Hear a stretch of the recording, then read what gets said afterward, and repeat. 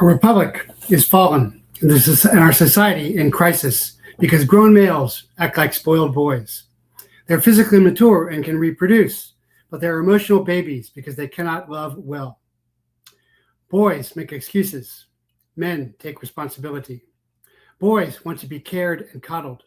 Men care for their wives and coddle their children and bear responsibility for their protection and providence, while silently sacrificing their own. Boys talk, men do. Boys want to be justified. Men deliver justice through protection. Boys self-indulge. Men self-sacrifice. As long as we have a nation of mama's boys and father failures, we'll never save our society and restore our republic. Boys are born. Men are trained. So stand up, man up, marry up, and dad up. Be a protector, not a pimp, a parent, not a pedo, and know whatever your sins or however you were sinned against by your father, your true father waits and watches for you. Retired soldier, special agent, spy turned whistleblower warrior, served and sabotaged, rejected and redeemed, failed and forgiven, betrayed and saved, rejecting revenge, humbled and blessed, repurposed in redemption, as chaplain, leader, teacher, and truth teller. Now, America's intelligence officer, following God, leading my family, and any that choose to join on our long walk to faith and freedom. Welcome. I'm Jeff Prather, and this is the Prather Point. Hey, welcome everybody. Glad to be with you. Lots to cover today. The title is ICE Shooting Expert Analysis, and that analysis will be mine. But we'll also cover why no Gaza refugees. That's from a Patreon patrons question. Lindsey Graham wants to kill Tucker and Candace. Holy Land Christians reject the Gaza genocide.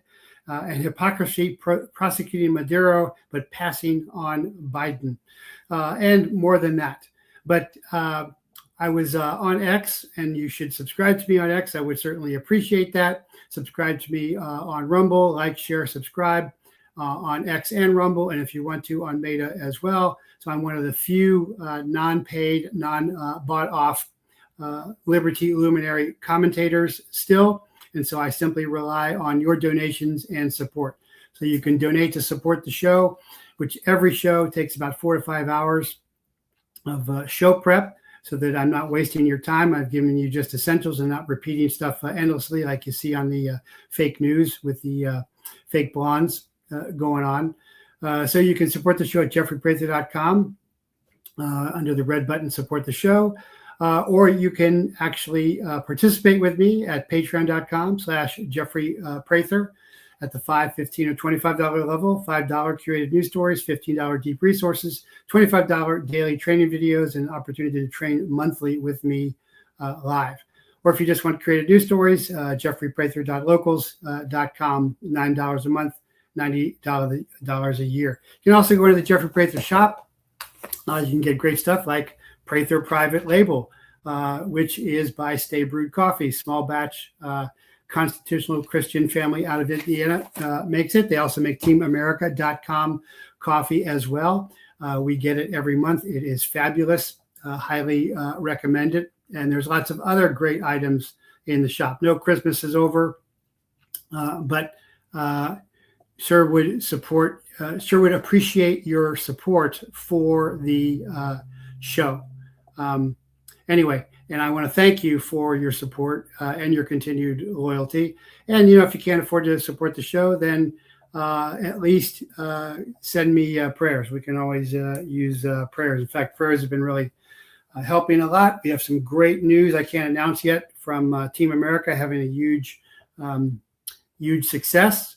And we also have some personal success from ChristChaplaincy.com, where a former student of mine was in dire need of triple transplants, and through our prayers, he is getting better. So lots of good news here. Pam off. We need Minneapolis residents to hold political office in Minneapolis. Their culture is being erased. It's very true. That's where I'm going to start. So Minneapolis, of course, is the inflection point right now for the ICE shooting of this lesbian lady, Good. And she was out of state, by the way. She wasn't, she had just moved there, is my understanding, or not taking care of her 3 kids, but wants to protest Somalia, removing Somali illegals and the corruption. And it's worth noting that of all the failed states in the world, Somalia is probably the most failed. There's nothing good coming out of Somalia. That's, of course, where Operation Gothic Serpent, more commonly known as Black Hawk Down, where soldiers sacrificed their lives to trying to feed the Somali people, who their warlord gangs turned on them. So why are we immigrating all these Somalis? Well, this is simply depopulation via the bioweapon for repopulation. And you want a very uneducated populace that you can control, as opposed to real immigrants that you want to contribute to the melting pot that was America. Somalis are in a failed country for decades now. All they know is black markets and defrauding the system. So that's exactly what they're doing. And that is what the left is supporting here. I'm not talking about individual Somalis who may be good people, but Somalia as a country is the most broken and backward country in the world. And it is producing illegals that are coming in to further black market and defraud our system. And that's what these white liberal lesbian ladies are protesting and trying to protect while they're ignoring their own children. This, of course, will destroy American culture, and American whites seem to have been so, on the left, have been so taken by cognitive dissonance is that they are willing to protest themselves completely. So that's the background of what's happening here, the political aspect of this. But I want to go into the shooting in detail. But first, we should note that Minneapolis public schools have canceled classes and activities for the rest of the week. They're saying for safety. No, it's not for safety. It's so that they can go out and protest. And then what can happen while they're protesting? Well, if they're protesting, then they can riot. And then maybe there will be another interaction with law enforcement, and maybe this time it is a minor, and so that will set off another George Floyd-like incident. Of course, Somalis are Muslim, so this fits into the religious war that the deep state is going about. But Minneapolis public schools have announced Wednesday that all classes and activities were canceled for the rest of the week. And then they said protests are expected. Yeah, the kids can't go to school, so what are they going to do? They want them to get out there and protest. And of course, this is just to distract from the Somalia fraud, giant fraud that has been perpetrated and encouraged by the government, especially by the Democrats as well. And the Department of Homeland Security has surged up to 2,000 federal agents into the Minnesota area for immigration enforcement and investigations into billions of dollars in fraud involving mainly Somali immigrants ripping off federally funded Medicaid and other welfare programs. So this shooting is now the distraction. And what would they like even more? Another shooting. And if it was a kid, it would be even better. So shut down the schools and let's sacrifice more children. That's exactly what that is about. But I'm going to go into detail on the shooting because I was asked to do that on X. And of course, the best place to have a conversation with me is on patreon.com/Jeffrey Prather. That's where I talk to my regular patrons in depth on all kinds of subjects. But if somebody asks me, or even wants to debate me on X, I will answer. If they simply want to degrade me, insult me, curse me, then I'll ignore them or I'll censor them. But if there's a serious inquiry, so there was, and I answered this back. And so that's the title of the cast today is ICE Shooting Expert Analysis. And the expert analysis is mine because this was actually my job. So background here to get started is I'm wearing my Nous Defions, We Defy PIN, because I graduated from the Special Forces Special Operations Tactics School, which was the Blue Light course. Blue Light was the interim counterterrorist organization before Delta Force stood up under Colonel Beckwith. And this was the original course where you're shooting upside down on walls from Australian rappel into windows, where you are shooting so much that you're shooting over people's shoulders, other teammates. Maybe you've seen this in some of the movies. Very elite shooting. So I was taught by the best gunfighters in the world back in 1988. Graduated from that school. And then in 1993, I had become a DEA agent in 1990, and I went to DEA firearms school. Back then, DEA was in more shoots, gunfights than anybody else. So they were all very good shots. DEA really emphasized its shooting. Next to the FBI at Quantico, there's no comparison between the DEA and the FBI.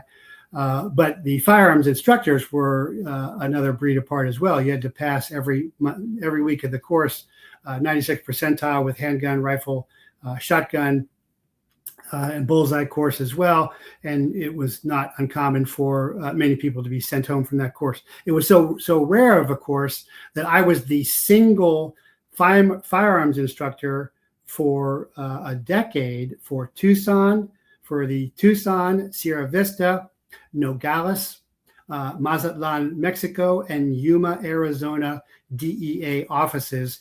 And that includes then all the task force officers assigned. That was my full-time job. I was a primary firearms instructor, and I had to do it all myself because no one else could pass the school. So I'm also the founder of Course Warrior School, and Warrior School has trained over 20,000 from all the intelligence agencies and units, not individuals, but units. These are government contracts from every branch of the military, including the Coast Guard and most federal law enforcement in combat shooting. And so I'm highly published in SWAT magazine, although they've now changed my name off the articles. I've shown you that on Patreon as well. I've been the keynote speaker at the International Association of Law Enforcement Firearms Instructors. And that whole day-long seminar was to law enforcement firearms instructors all over the world. And it was all about bad shoots, where I was showing real bad shoots and how we needed to improve as firearms instructors. And there's plenty of bad shoots out there. So I'm not adverse to calling a shoot bad.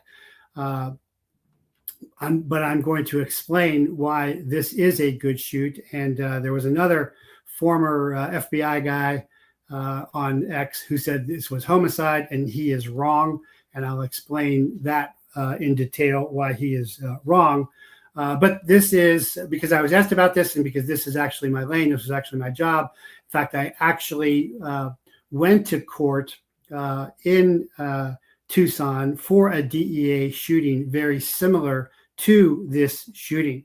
And this is not really an uncommon scenario for law enforcement shootings.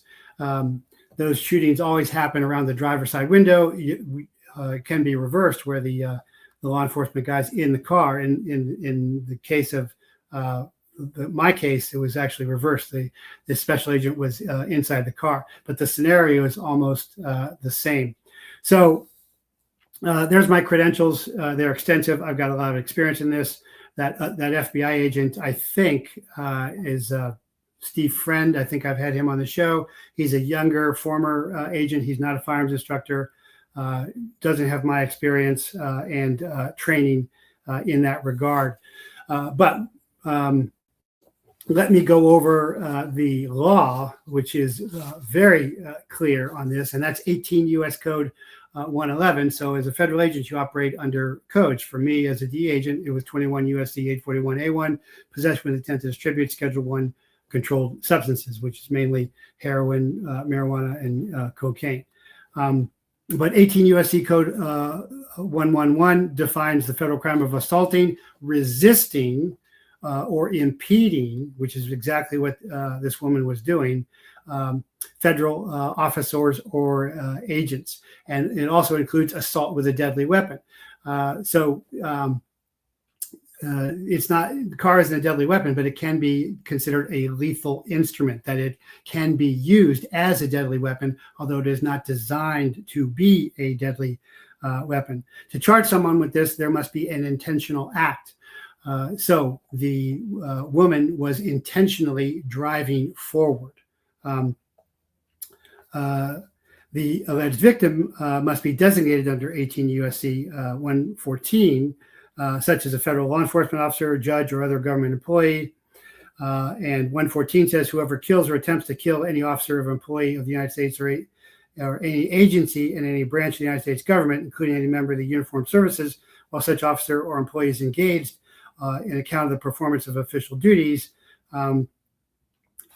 shall be punished, as in the case of murder, as in provided. So murder would require premeditation. That does not fit in this case, in that the woman did not plan to kill the ICE agent. She was planning to impede the traffic of the ICE folks. She was the head of the convoy that was trying to impede the ICE agents doing their work. But as in the case of manslaughter, yep, could be manslaughter. It's not going to rise to the occasion of murder.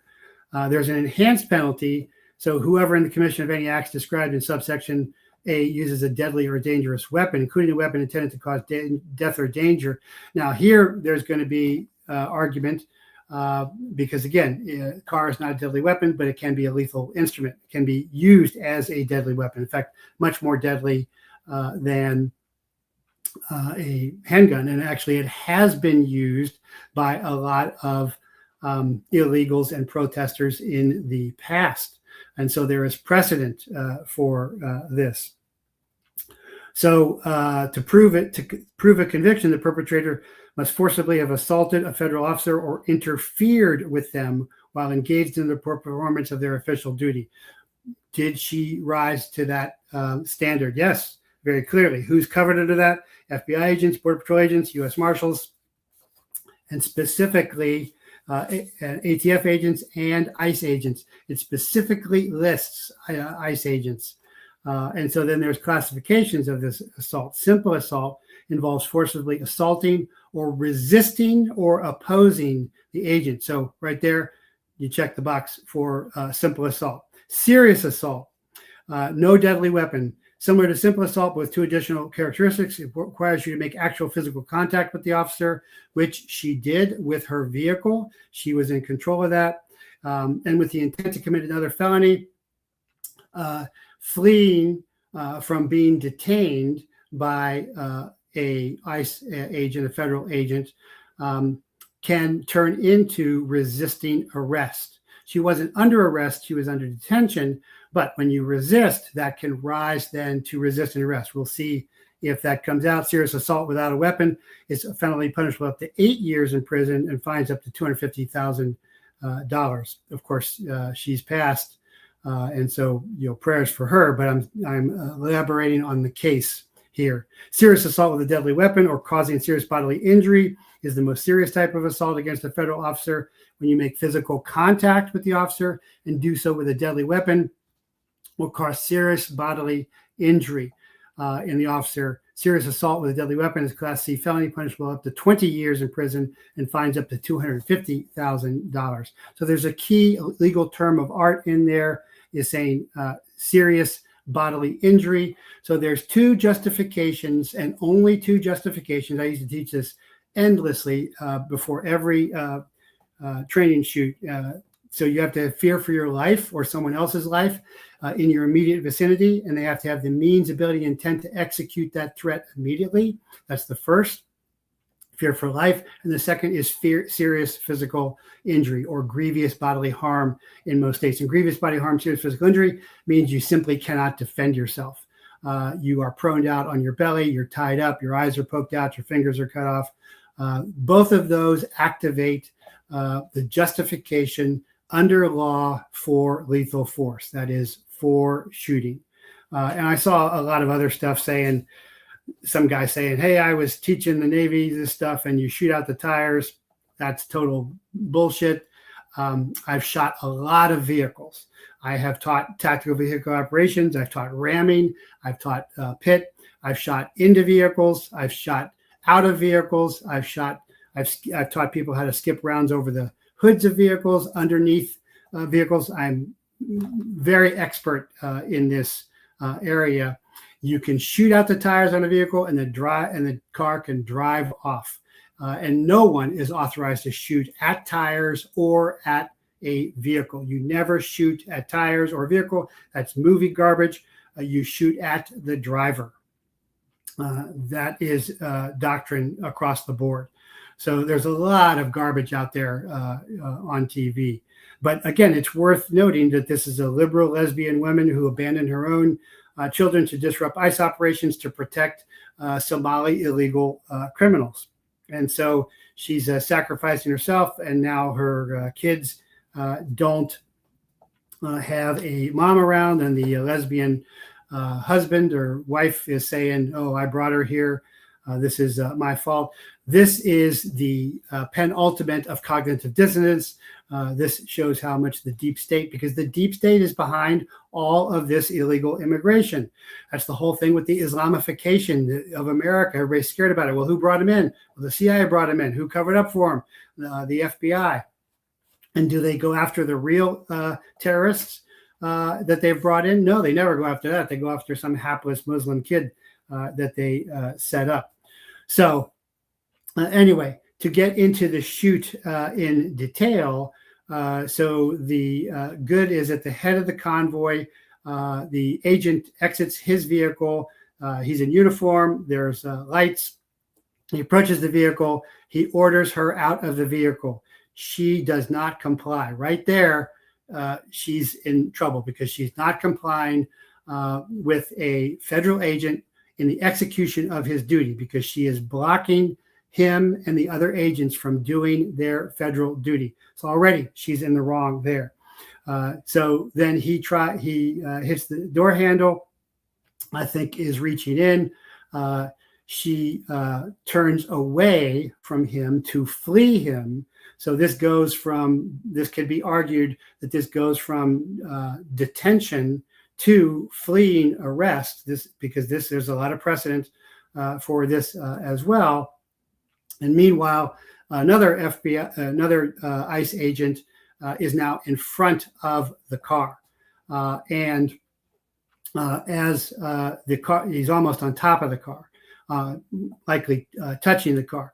Car begins to accelerate, turning away from the agent at the side, but that turns into the agent in front of the car. Now, the other ex-FBI guy was saying she was trying to avoid him, and so he should not have shot. That's incorrect too, because, and I've also seen, so there's 3 shots. The first shot goes through the windshield. So if the agent had been able to avoid the vehicle, then the first shot would not have gone through the front of the windshield. It would have gone through the driver's side window. But that proves that when he fired, he was in front of the vehicle, and the vehicle was accelerating and actually did make contact with him. So the FBI agent or ex-FBI agent on X is saying the wheels were turning away, so he should not have shot. He should have realized that, even though the vehicle has contacted him. He's not understanding from the agent's point of view is the agent is touching the vehicle touches the agent. The agent therefore cannot see the wheels of the vehicle turn. Regardless, it would not have mattered, because the reaction time that he has to now react, it doesn't matter if the wheels are turning or not, although I don't believe he could see them. Further, there is a very common physiological phenomena that happens in lethal force confrontations. There's a whole bunch of things that happen. For example, there is auditory exclusion, where you don't hear your gun go off, but you do hear your shell casings hit the ground. Your ears actually blink to preserve your hearing. But there's also the tunnel vision phenomena. So likely faced with that deadly threat, he actually had tunnel vision as well, which we will see, what he says in his statement. But the tunnel vision would even have occluded him from having any vision of the wheels anyway. But again, I think the wheels are irrelevant because he was so close to the vehicle regardless. So he begins the gunfight. So he is, as best as I can see from the two angles that I have seen of this video, is the car makes contact and then he fires. I'm not sure, maybe I have that wrong, that he fires before the car made contact, but I think it's the attack with the car happens and then he fires, or it's almost simultaneously. Regardless, she's already resisting the other agent and fleeing the other agent as well. So it's very clear to me, why this is a good shoot. Now, the next two shots are from the side. I'm not sure, and maybe somebody can tell me if somebody's watching, following this, if all shots hit or not. But the next two shots go to the side. And so there'll probably be an argument made of those two shots were unnecessary. That is a superfluous argument as well, because the gunfight has started and the agent is in reactive mode. Now, I train my students, my handgun martial arts students, in very sophisticated procedures in what's called controlled pairs, which is two trigger presses, two sight pictures, or in this instance, it would be a hammer, which is one sight picture, two trigger presses. But most agents do not, and police do not get this training. They just get a failure to stop, which is you just start pulling the trigger. And so there is no rhythm. So what I'm talking about, I teach a rhythm that is, that's a controlled pair. A hammer is, okay, one sight picture, two rounds, as opposed to the first is two sight pictures, two trigger presses. But because he's under attack, what he's doing is, okay. And so he has probably just been trained to execute failure to stop, which is to just keep firing, which is, it's not, there's nothing wrong with that training. It's just not the best training because it gives no point for the break. But he does cease fire. There's 3 rounds after that. But there is a possibility of him being charged with some of the other rounds. The car then crashes at a high rate of speed, and of course the car's on ice, the agent's on ice. So that really shows that there was a real danger there. So this is, and then the lesbian husband comes out and said, "This is my fault. I brought her here."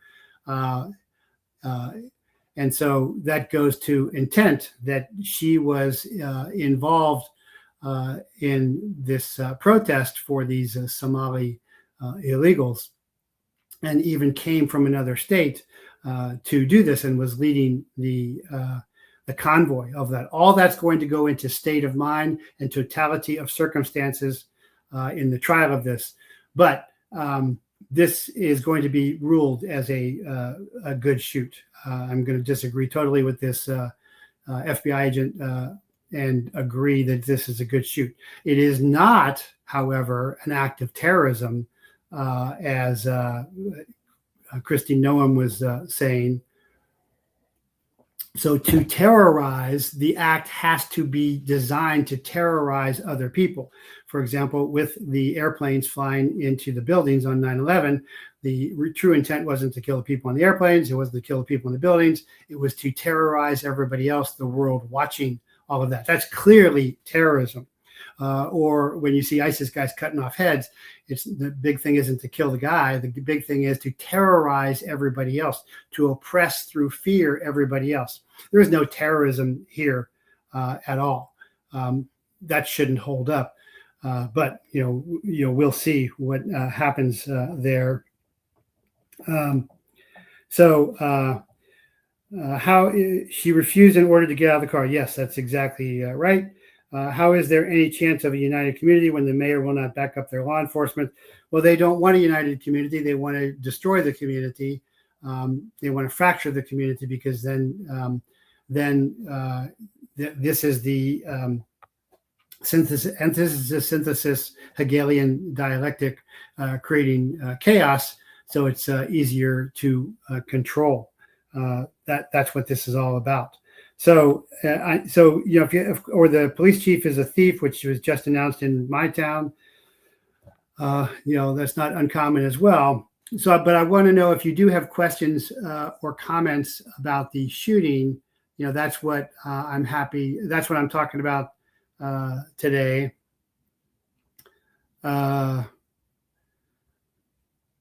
So I'm looking on X. I don't really see anything, but I'm happy to, if you guys do have questions or comments, real interested in hearing them. So this looks like a tragic but good shoot, very clearly. And I have a lot of experience and expertise in this area, and this was actually my job. So will criminal charges be brought? They will likely be brought by the city prosecutor, because it's a very liberal, liberal leftist jurisdiction. Will the criminal charges against the agent hold? No, I don't think they will, for all the reasons I've elaborated on. Will the government represent him? Yes, I think the government will represent him. In the last one I was involved, the Department of Justice actually represented the agent as well. Will there be civil suits brought against the agent? That is highly likely that will happen. Will those be successful? That is much more of a possibility. In the last shoot I was involved in with DEA, while the criminal charges failed, and most of the civil charges failed, when the agent was backing up his car, when the agent went forward, the judge did find him liable, even though the agent didn't hit the guy holding the rifle on him at that point. So where I could see a liberal left-wing judge break this into two separate incidents, break the incident into two separate incidents, is not ruling, taking any ruling against the shot through the windshield, but the two shots through the side door could possibly be ruled, and it could actually be involving, in the Arizona case, in the precedent, where the initial rounds, again, were through the windshield, and then there were 14 rounds, and then the rounds go through the windshield and then to the side window as well. So could the agent be held liable, civilly liable, for the shooting through the side windows?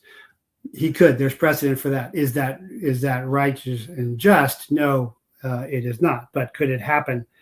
Yeah, I think it could, based upon what I'm saying. So, you're going to your dad's funeral. Should you avoid public places? Definitely. Stay out of public places. Stay out of big crowds.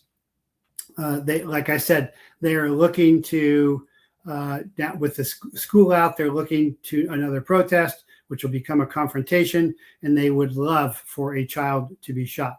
They may even shoot a child. That's a very typical ploy. So stay away from big crowds by all means in doing this. So anyway, that is my analysis of the shooting. I stand by that.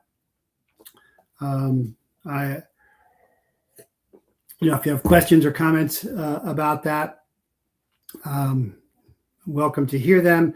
It's interesting to note that DEA was involved in so many shootings back in the day that we had a special policy that we would not hand over our pistol that had been, or our rifle that had been involved in the shooting, to the local police, that we'd take custody of it. And we'd go tell, the local sheriff or police, hey, this is our policy. And the local police or sheriff would say, well, that's not ours. We're taking your gun.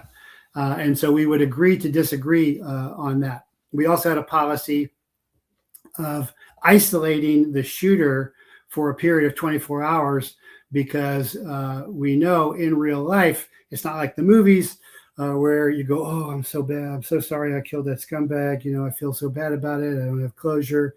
In real life, if some doper scumbag was trying to kill you and you killed them and you're going home to your wife and kids, after that, you aren't sad about it. You're elated that you're alive and he's not, and you won and he didn't. And if you start talking about that right then, that's when CNN sticks a microphone in your face and makes you out to be the bad guy. That's happened. That happened to the guy on the train years ago when he was confronted. I pulled a pistol on, I think, 6 thugs on a train, none of them which had a weapon. But that falls under the disparity of force doctrine, 6 against 1. Disparity of force doctrine is also big guy against little female cop. Disparity of force doctrine is young guy against old guy. All of those can activate disparity of force doctrine. There's a lot of gunfight law about this, and it's not what is shown on TV. In fact, before I was kicked off of YouTube, I had a video on YouTube where I showed you how you could legitimately shoot a suspect in the back and why. And of course, they didn't like that. Not that I was advocating shooting anybody in the back. I'm never advocating anything illegal, immoral, unethical, or violent. But I was just showing how it could be done. And it's a scenario I taught to thousands of agents and police officers and task force police officers assigned to DEA task forces, because when they're assigned to DEA task forces, you have to make the DEA standards for qualification, which are considerable, by the way. So anyway, there's my review of the shooting, and it should be pretty clear cut. But of course, it's being turned into a George Floyd incident. And of course, the George Floyd incident was really about counterfeit money from a $20 bill, part of a $250,000 packet of U.S. counterfeit bills from China. And that never got any play. And of course, that was then the My Den color revolution that everyone wanted to happen. Will it happen this time? No, I don't think so. Why? Because there's a lot of sophisticated liberty luminary commentators who are already on top of this and are defusing it already. That is, we are turning the claymore on them. They are no longer able to control the information operation PSYOP. Although for people like this Renee Good lesbian lady, she's all in. She's going to sacrifice herself for Somali illegals who would probably gang rape her and steal her blind if they could, while abandoning her kids. That's the real problem with America today, where mothers don't want husbands. That's why you see all these ridiculous, shiny female little heroes, these stupid movies that keep coming out, and books. If I see one more book or movie about some little diminutive female beaten up guys, I think I'm going to throw up. But supposedly Hollywood is finally figuring that out. I even had a call a while back about my book, Chase, and I thought somebody was actually going to produce it as a movie because it was really designed as a movie. But Chase is a, loosely based on me,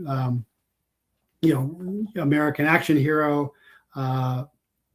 It's not some shiny female heroine that is so correct all over the place.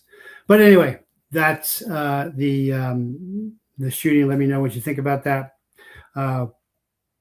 to answer one of my patrons, why no Gaza refugees in the United States? This is Shirley, who is a regular Patreon.com patron, and saying, I know they're going to try and turn Gaza into a beachfront property, but why couldn't we have refugees? Well, that's because it is not politically correct to have Gazan refugees. The United States has accepted a very few refugees from Gaza, despite the ongoing humanitarian crisis. I mean, if you think about it, where is it more needed, Somalia or Gaza? Certainly Gaza.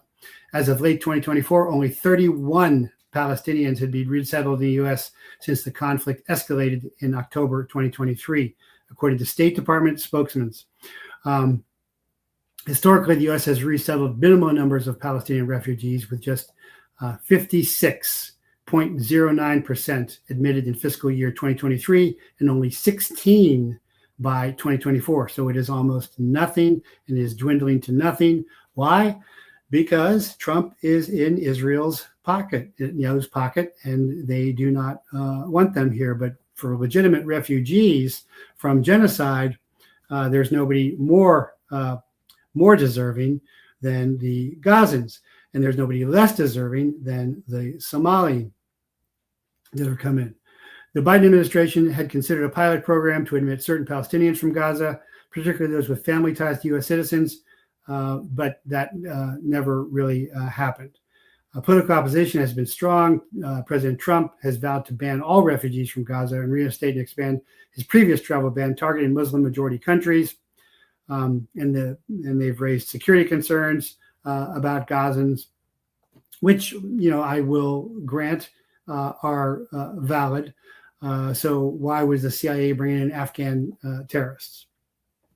That's, again, to create the foil of the Islamification of America, so we ignore the Zionification of America that has already taken place. Additionally, the U.S. immigration system presents structural barriers for Palestinians because the U.S. does not recognize Palestine as a state, and Palestinian applicants are often required to list countries like Jordan or Egypt as their country of birth, regardless of their actual origin. As of early 2026, no significant influx of Gaza refugees has occurred at all. That means none are in. So, Shirley, I hope that answers your question. Flint, truth at last cannot be hidden. Dissimulation is of no avail. Falsehood puts on a mask. Nothing is hidden under the sun. Leonardo da Vinci. Nothing hidden under the sun is actually a biblical quote. Ropo, thank you. Good info to share out to many friends. Yes, please do. Yeah, please share, like, and subscribe from Rumble and X. Both. So, moving on to Lindsey Graham would like to kill Tucker and Candace. Lindsey Graham, war pig, has said, we are killing people who criticize Israel. Senator Lindsey Graham told a pro-Israel donor audience that the government is killing all the right people who criticize Israel, dismissing concerns about dissenting voices, including Tucker Carlson and Candace Owens. Speaking at a closed-door meeting at the Republican Jewish Coalition, Graham brushed aside anxiety among donors about the rise of anti-interventionist figures like Tucker Carlson, Candace Owens, and Nick Fuentes.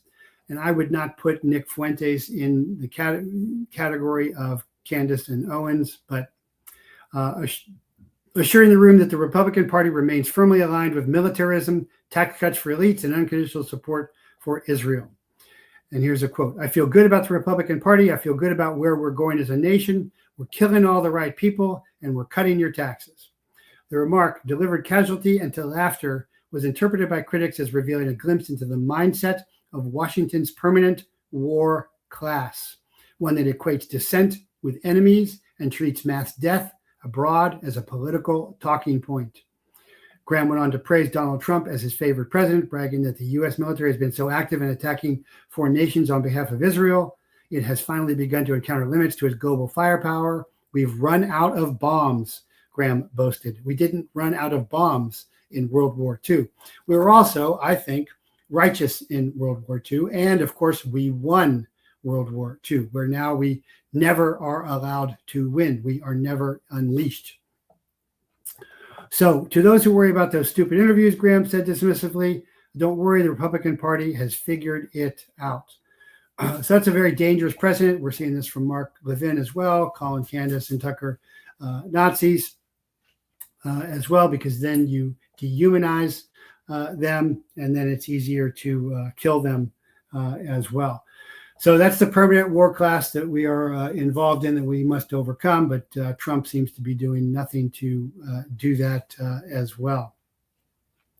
Thought I saw some comments on X, but I guess I do not there at all. So the largest Christian organization in the Holy Land has repudiated Zionism and the Gaza genocide. And this is crucial because these are the Christians that are there. This Christian ecumenical organization, the Holy Land, launched its second major document in November, calling for continued nonviolent Palestinian resistance.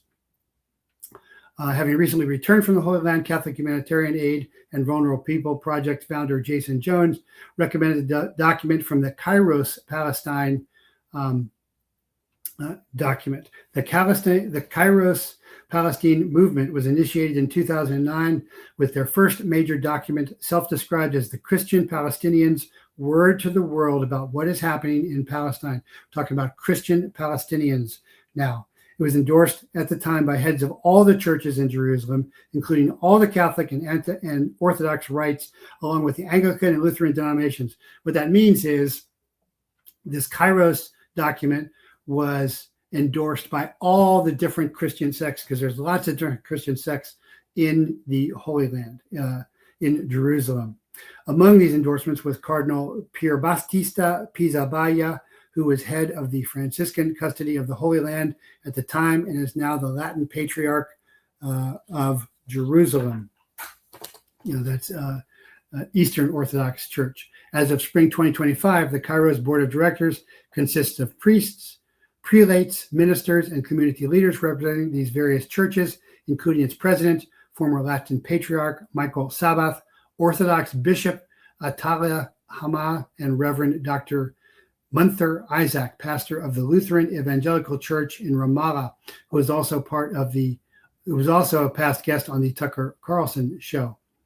Offering comments on the new 14-page Kairos initiative, Isaac said, is not an attempt to the beautification of suffering, is a call to persevere.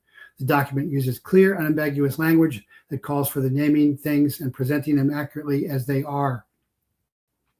In the document's first section, entitled The Reality, Genocide, Colonization, and Ethnic Cleansing, the Christian Coalition laments, we raised the cry from the heart of the assault of Gaza, a war that has left behind hundreds of thousands of martyrs and wounded and nearly 2 million displaced people.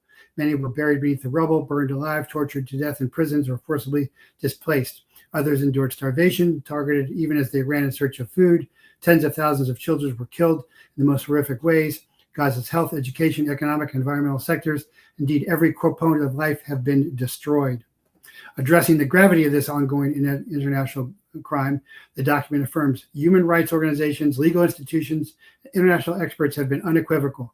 The statements of Israeli political leaders and Israel's actions in assault on Gaza constitute genocide. Many of the war crimes and crimes against humanity have been documented, and arrest warrants have been issued against Israeli political leaders based upon the rulings of the International Court of Justice. Speaking with direct clarity, the prelate affirms what close observers have known for many decades: Zionists do not want us to remain on our land. They plan for us to be displaced, death, or submission. The genocidal war in Gaza is the continuation of the Zionist project to seize all Palestine, empty the Palestinian people for the greater Israel. This is the true face of Zionist ideology, a system that over the decades has entrenched an organized and sophisticated regime of apartheid, supported by advanced technologies that exercise total control over every aspect of Palestinian life, fragmenting the land, dividing its people, and turning Palestinian existence into an unbearable hell. For this reason, we reject the very concept of conflict.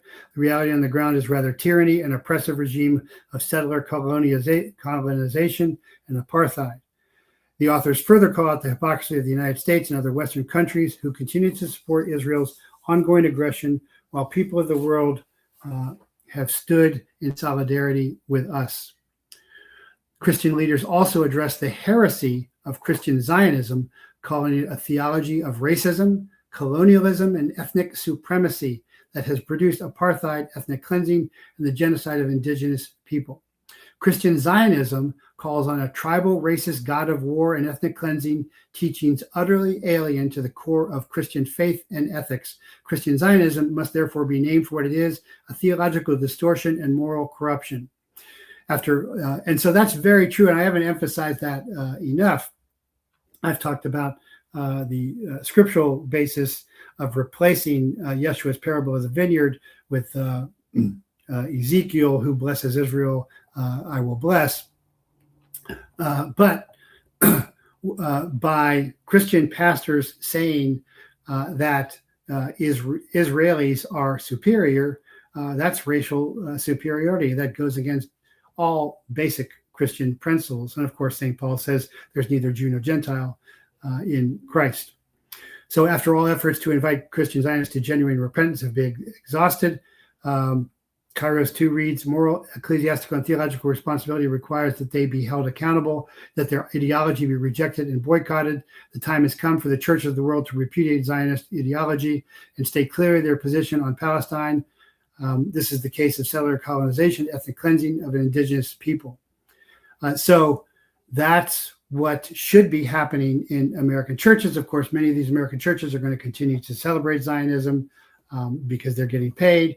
Remember, there's just this big biblical reversion where 1,000 Christian pastors went to Israel, not to preach the gospel of Jesus Christ, Yeshua HaMashiach, but to learn how to come back to their congregations and preach the gospel of Israel to Christians. That's how bad it is. And again, cognitive dissonance, psyops are what is truly destroying America and why the republic is falling and while the empire is failing. Good that the empire is failing, bad that the republic is fallen. And with regards to Palestinians living within the state of Israel, the Christians affirm blatant racist discrimination exists. Palestinian communities face intimidation, criminalization of free expression, and persecution of any effort to defend Palestinian rights. Addressing common Zionist calumnies against their interlocutors, Christians condemn all who exploit and support the charge of anti-Semitism to silence the Palestinian voice of truth. We reject every attempt to conflate anti-Semitism with opposition to apartheid and with pressure to hold Israel accountable under international law. They argue that it's illegitimate to conflate Jew with Zionist. And this is very important, and this is very good that they do this. And every time I see something, a cartoon or something on X or something with big nose character or some caricatures or something like that, I just simply delete it. Noting that not every Jew is a Zionist and not every Zionist is a Jew. This confusion has done great harm to Judaism itself. Christian leaders Christian leaderships go on to honor the growing number of Jewish voices that oppose the war and confront Zionism from moral, faith-based, and human conviction. And that is some Orthodox rabbis you will see doing that, and you'll see them being beat up by Israeli police. Churches must boycott dialogue with Zionist voices and amplify prophetic Jewish voices that call for justice and truth. They lament that for too many years, such religious dialogue with Christian authorities has been monopolized by Zionists and their allies, and premises built upon the reinforcement of Zionist ideology and the persecution of Palestinians. They therefore call upon the churches to begin a dialogue with Jews and dialogue with Zionism, indeed to boycott dialogue with Zionist voices that have supported and continue to support occupation, apartheid, and genocide. In a stirring open letter last April, the Kairos Board of Directors admonished the United States Conference of Catholic Bishops for collaborating with Zionist and pro-abortion organizations, including a document which they affirm misrepresents our struggle and seeks to silence our voices, advocating for truth and justice in the Holy Land. In contrast, last May, on behalf of Kairos and the Palestinian Christians at large, Latin Patriarch Emeritus Sabbath wrote the Bishops' Conference of the Church of Norway, thanking them for their clear statement condemning Israel's assault. So what's that meaning? That means the Catholic Church is going right along with the Zionism and GAZA genocide, where the Eastern Orthodox Church is against it. So as reported by the Jewish Voice for Liberation, the Kairos 2 document was released during the organization's 16th anniversary, held November 10, 16 in Bethlehem. Those in attendance included 140 Palestinians and 160 internationals. From the land of the incarnation, the cross, and the resurrection, we renew our word of hope in the God of the poor, the oppressed, and the downtrodden, the Palestinian Christians profess in the final section. The genocidal war has sought to strip us of our hope and faith in God's goodness, yet we declare our adherence to our faith in a holy and just God, and in the right God has given us to live with dignity on our land with our ancestors. This is our hope. This is our steadfastness. This is our resistance. So with all the things that you're hearing out of Palestine, you're hearing from a united voice of Holy Land Christians here. And I'm trying to find, why am I not able to, I'm not seeing your comments for some reason here on X. They are not letting me see those. There we go. Pope Leo has been a big disappointment. Who is that?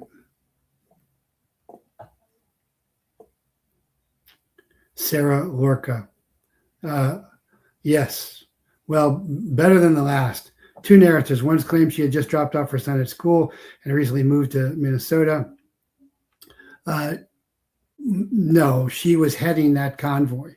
A lot of her previous actions will go into the state of mind about that. And she was looking for confrontation, and she got confrontation, and she continued the confrontation. How not to get shot by the police is just be courteous, compliant, and what's the other C? Compliant, courteous, and cooperative. And you're not going to get shot. Well, that's not true. You can get shot. I actually showed a scenario when I was doing the ILFE presentation where it was actually a legitimate hands up, don't shoot of a white cop by a black guy. It's older black guy standing outside his pickup truck outside of a fast food place. And cop pulls up at the wrong place, and he had PTSD. He'd been deployed. And so then he feels like he's late. So then he pulls real close to the guy who's just standing there, not doing anything, and jumps out and draws on him. And guy puts his hands up, and he says, cop says, show me your ID. Well, the guy, like me, doesn't carry his wallet sit on his wallet. It's in the truck. So he reaches into the truck to get his ID.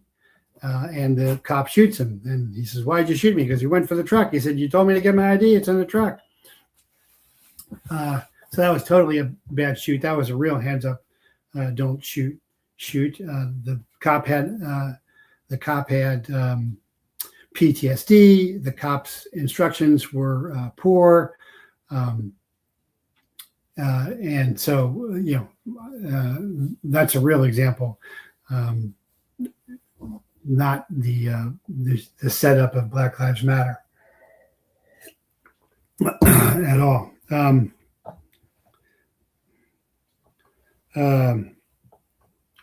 Beyond that, there's great hypocrisy in going after Maduro, and you're going to charge him with drug trafficking and kidnapping and all kinds of crimes, while nothing is going to happen to Pedo Joe. If you took the Maduro indictment and crossed out Maduro and replaced it with Pedo Joe Biden, you could probably use the same indictment. But why is that not happening? Well, that's not happening because the deep state wants to preserve itself, while overseas wars are always fine. So that is the state of the hypocrisy of the government there. And there is a civil suit by civilians besides the criminal charges brought by the government against Maduro. And here again would be a great precedent for a civil suit then against Pedo Joe. And the precedent already exists because criminal precedent already exists because Trump was convicted. Former presidents can be convicted. So why then are we not convicting the most criminal former president, Pedo Joe? Because they are in on it. That's the clear only conclusion. So this lawsuit is not criminal; it is civil, and it's being handled in the Southern District of Florida.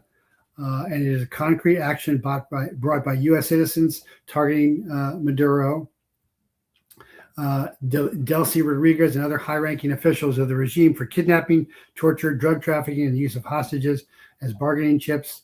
The allegations are made under the U.S. anti-terrorism law and RICO statute, a legal mechanism reserved for organized criminal enterprises like the Biden criminal enterprise. It could be that exactly, I think.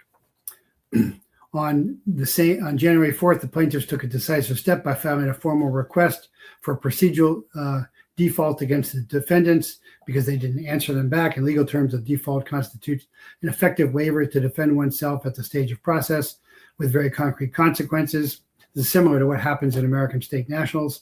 If the judge accepts the request, defendants lose the right to contest the facts alleged in the complaint. The court can accept the claims as true, and the case enters a stage where the plaintiffs are empowered to request a default judgment.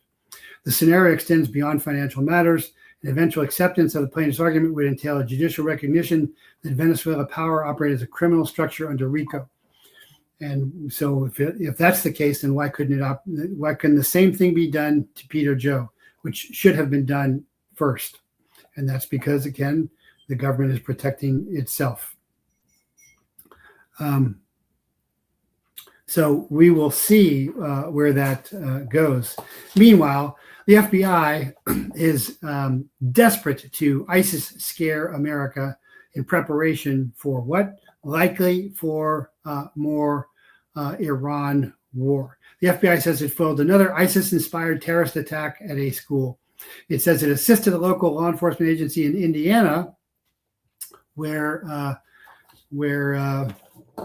Stay Brewed coffee is made. You get Praise the Private Label or teamamerica.com coffee, staybrewed.com in Indiana.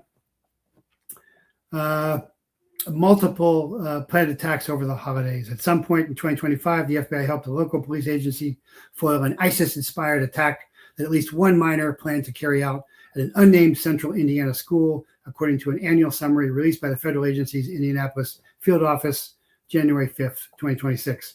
FBI disrupted an ISIS-inspired plot targeted in central Indiana high school through rapid coordination with local partners.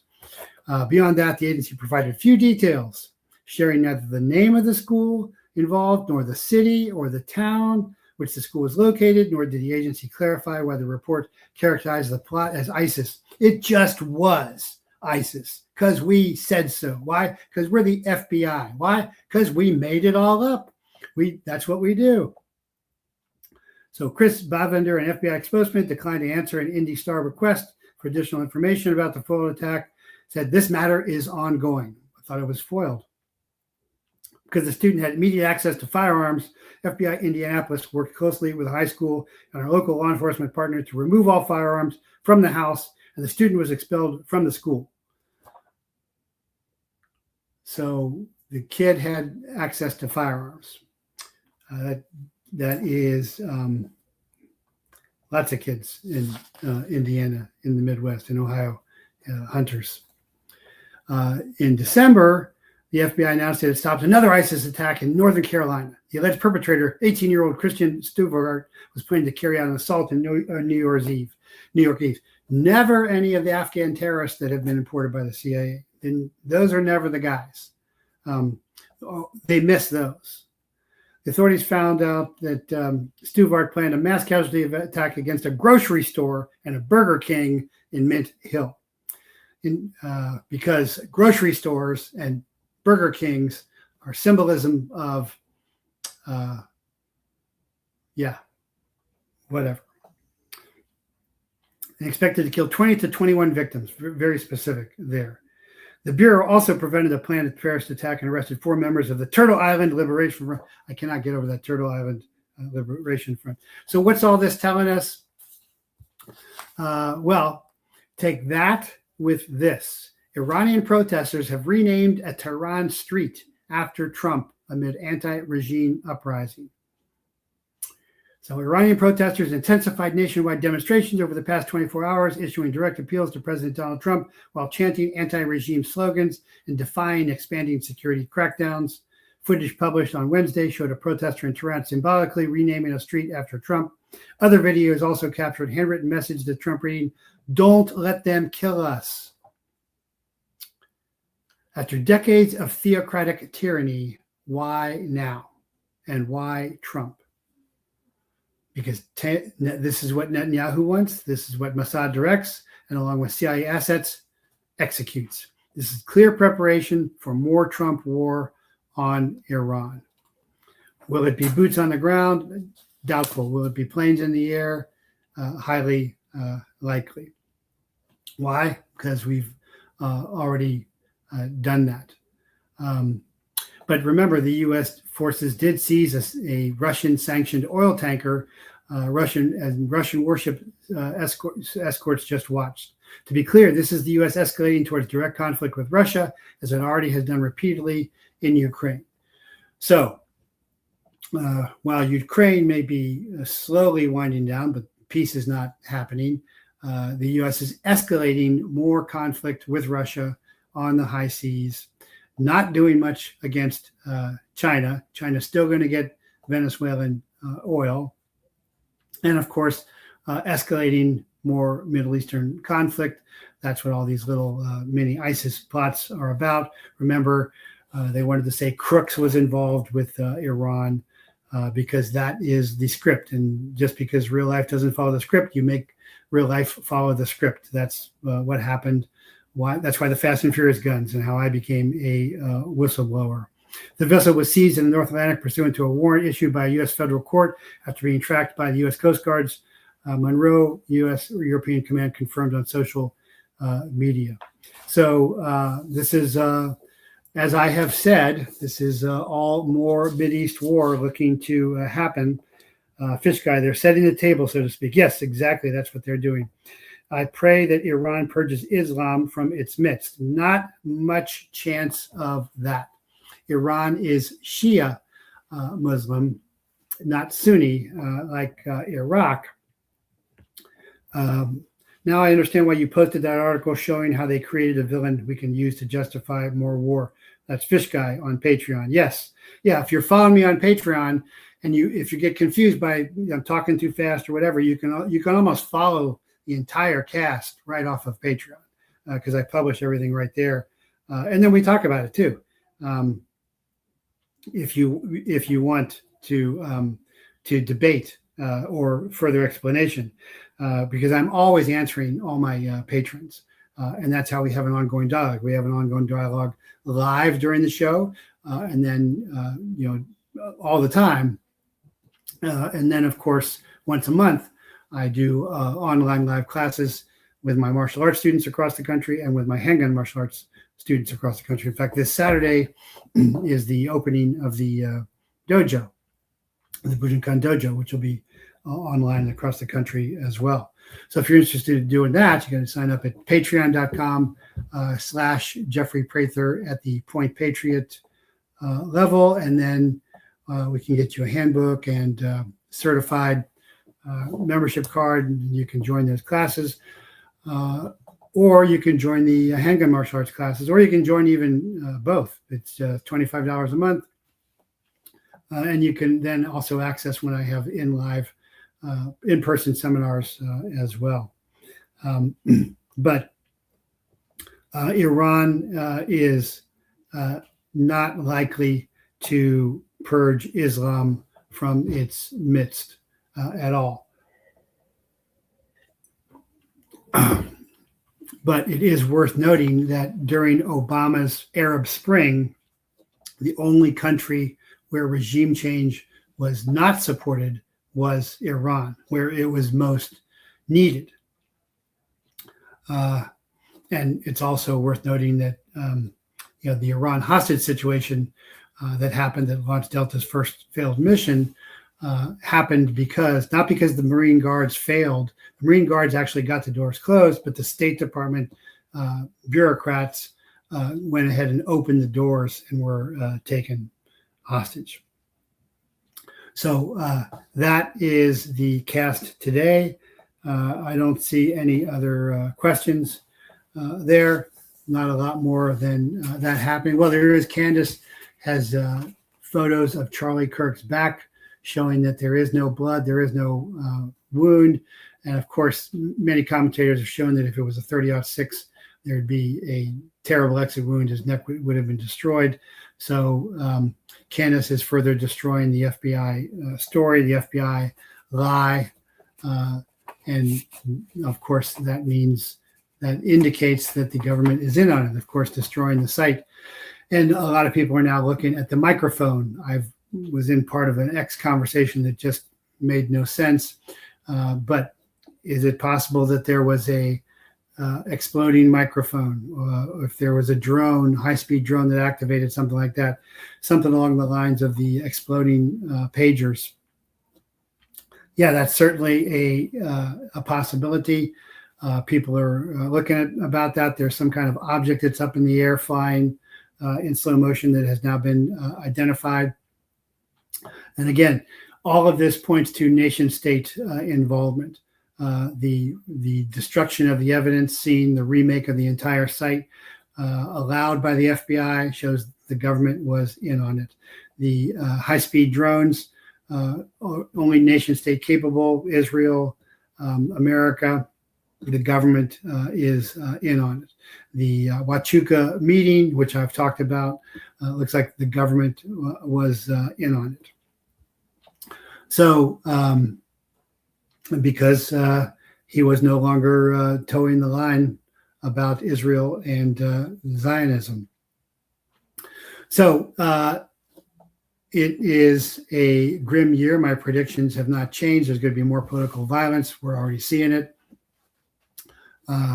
We're seeing, and they'd like to get another shooting, this time of a minor in Minnesota, to distract and dangle away from the Somali fraud. Remember, they're bringing in Somalis, the most broken, the most backward country in the world, as opposed to Gazan genocide refugees who are real deserving because they are destroying in the system. They're tearing this all down.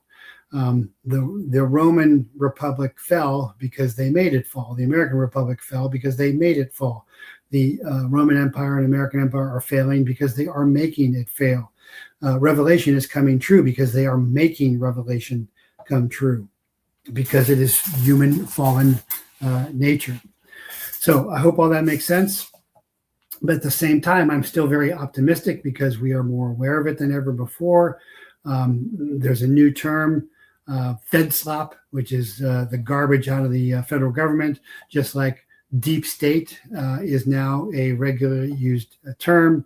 And, you know, when somebody says conspiracy theorist, just like the well-meaning Muslim Minnesota lady did the other day, that just kind of immediately labels you as ineffective because you can't debate. You simply degrade by saying, oh, well, that's just a conspiracy and you're just a conspiracy theorist. So remember, the gun is not the answer. You are. The gun is a tool in a toolbox of techniques and practices. Trump is not the answer. God is. Trump is a temporary advocate in a shifting, stormy sea of political power alliances riding the tides. In fact, I just said, Andy, take down the Trump intro because it's no longer appropriate, because it doesn't look like it was too big to rig. It looks like he made a deal. So to see the crooked lines of man, find the straight lines of biblical truth. If you are wildly popular, you are undoubtedly wrong. If you are mocked, made fun of and mistreated, you're on target. If you're waiting for adulation and praise, join the circus.